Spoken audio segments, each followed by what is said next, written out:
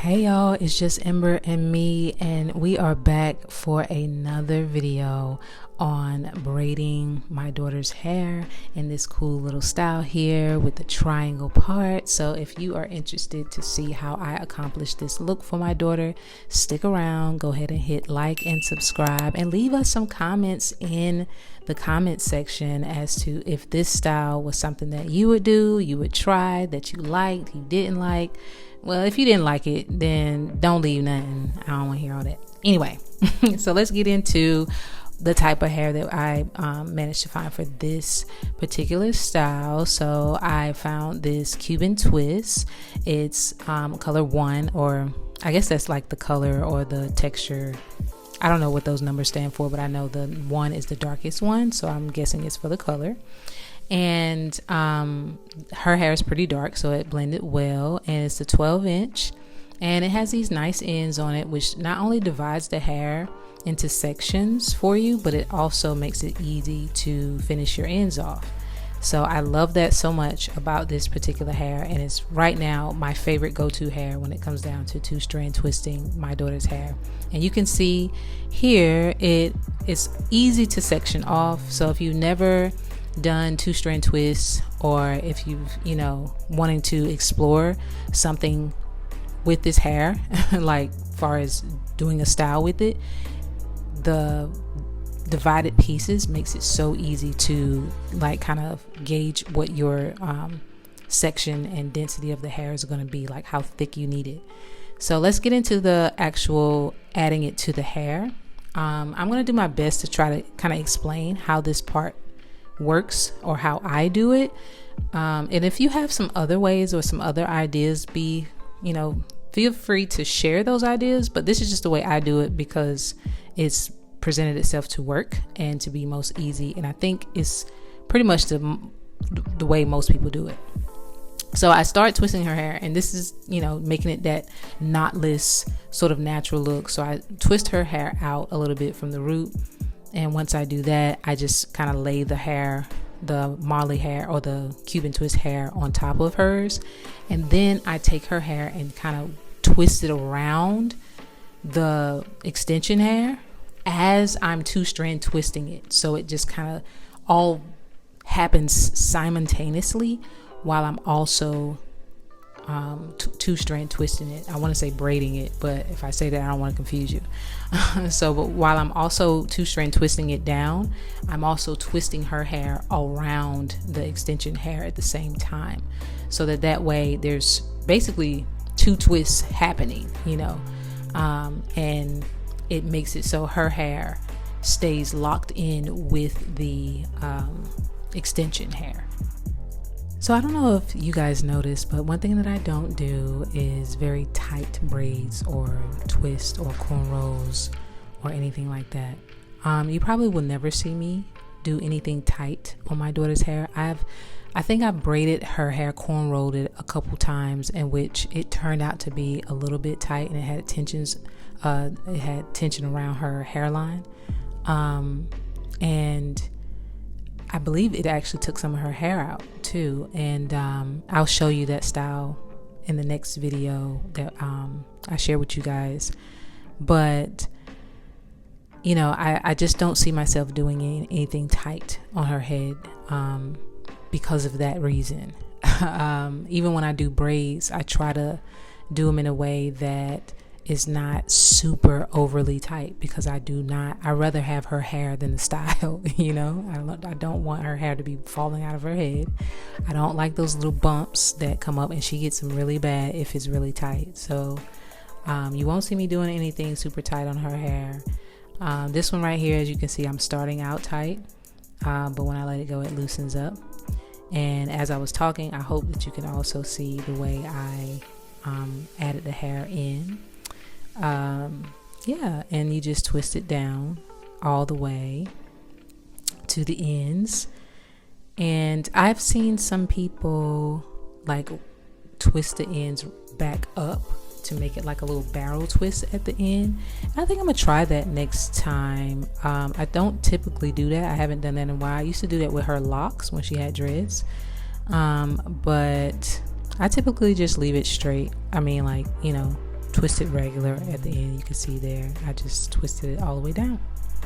So now we'll get into the side portion, and you guys can just enjoy me, adding in the hair here and kind of showing you by my hands as to how I work this hair in. I had someone ask me actually, how did I learn how to braid?